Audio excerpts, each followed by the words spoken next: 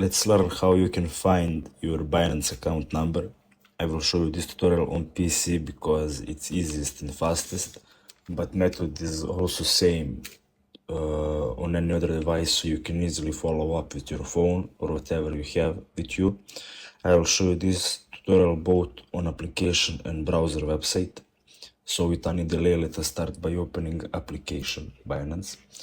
To see the account number, we will have to go to user AB, I mean that's your username, and just click on email here, and it will open your account tab or dashboard, and this user ID here will be your account number. So these numbers are your account number. You can copy it, send to someone, you can send crypto with user ID, withdraw whatever you want.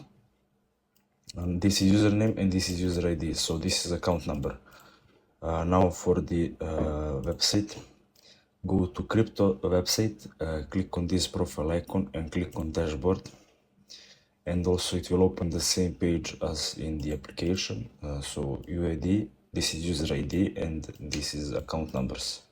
So that's it. Thanks for watching and see you in the next video.